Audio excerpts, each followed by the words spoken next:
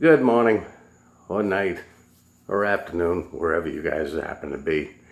I am still working these obscene hours right now. I don't know whether I'm coming or going. I would come home the other night, was walking up the stairs. I felt something hitting the back of my shoes. Looked down, it was my ass. I mean, right now, as it is right now, when I go home and I go to bed and I lay my head on that pillow, it's like a major orgasm. You know you're getting old when your favorite pastime is not being awake, but that's me. I've always committed myself to my job or a business. Could never commit to much else. Could never commit to a woman, could never commit to an organization.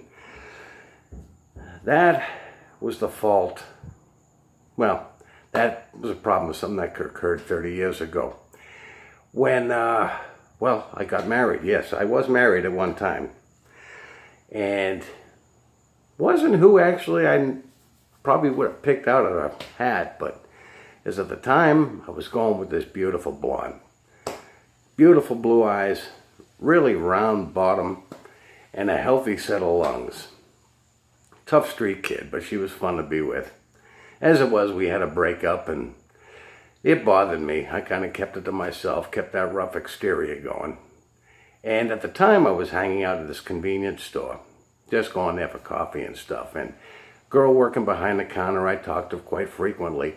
We had gone to the same high school, although we never hung around with the same groups. See, she hung around with the nerds. She hung around with the people that we used to beat up. As it was, she and I started hanging out with a group, and we'd go out drinking, or go out doing this, that, or the other thing. Shortly thereafter, she and I started going out by ourselves. Well, which is fine, okay. I was seeing her, there wasn't a problem with that. I mean, like I said, wouldn't have been my first choice, but things happen. This is why I never drink in public again. Some months into it. Now, it was fun hanging out, fun going out. Well, rum did it. And I found out the next morning that we were engaged. Oh, okay. Well, as it was, okay, I'll deal with it. As the year progressed, I found out that we really were not compatible at all. We had totally different interests. Conversation wasn't there. And the wedding day was getting closer and closer. Now, I worked many miles away, so I didn't live in the same town. I basically only saw her on the weekends. I worked in a factory that had a host of gorgeous girls, and my eyes started wandering. Started hanging around with one of them.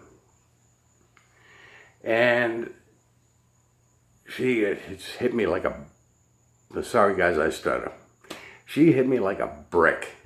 It was like unbelievable. Now she had an effect on me that my future wife did not. See, with my future wife, I had to literally convince myself that I was happy with her, which if I was happy with her, I wouldn't have had to try to convince myself of it.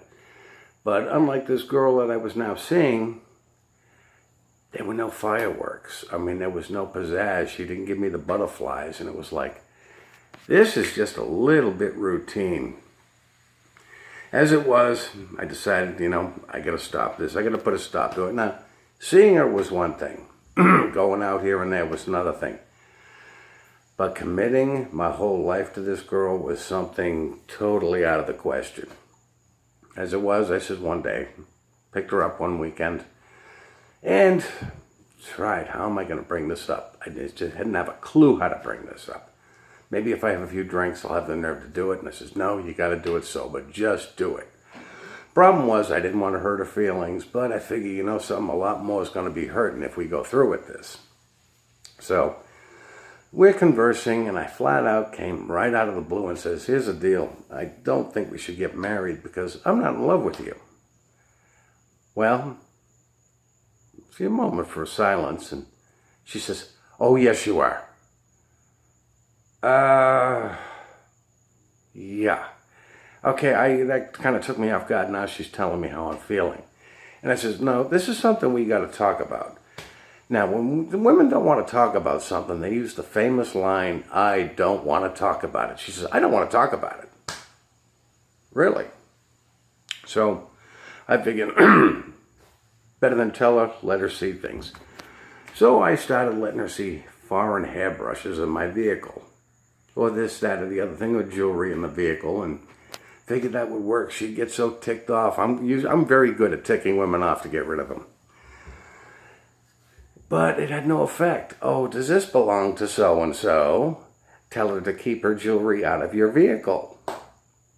Now, as it was, the wedding was getting closer and closer, and I was getting so somber. And I said, you know something? I think I'm going to have to go through it. Wedding day was god-awful. I hung around with my father that morning. Later on, I had just bought a house, and that afternoon I went to the house just to get away from everybody. Most people on their wedding day are excited. They're nervous for this, that, and the other thing. I was really down in the dumps, so I went to my house to be alone.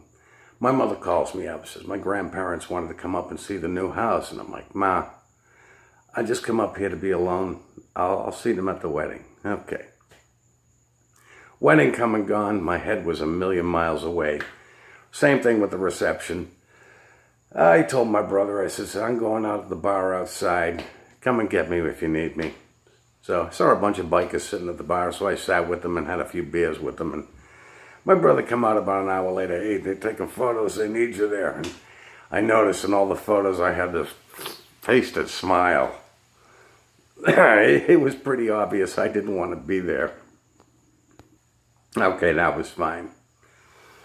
I found out just how uncompatible we were after we married. See, now, I was sexually active prior to meeting her. She was a virgin, and she told me she wanted to remain one till we were married. And I says, okay, I respected that.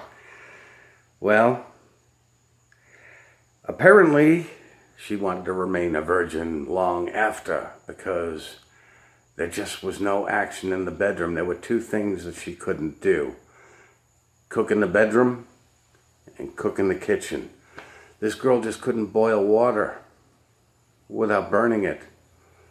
And, well, okay, I was a good cook. I could handle that. But unfortunately, was there something else I was also going to handle? Time went on, and I finally says, okay, I got to bring this up. This is just not right. I says, listen, we got to talk about our sex lives. She looks at me. Well, what's wrong with it? Well, it's something is wrong with it. It's not there. I don't want to talk about it. Really? Okay. I tried another avenue a few days later, and I says, are you happy with our sex life? She says, yes, I'm very happy with it. And I said, how can you be happy with something that's non-existent? We have a normal, happy, healthy sex life. Yeah, right. That's why my ears are starting to point.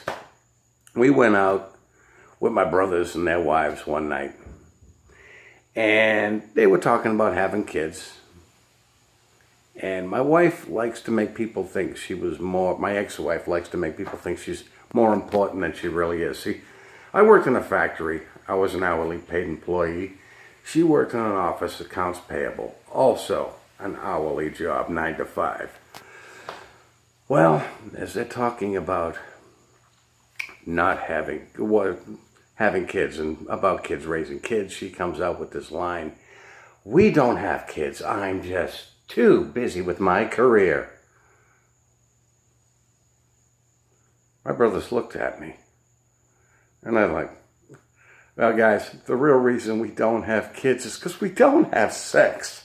Well, my brothers started laughing. Their wives started laughing.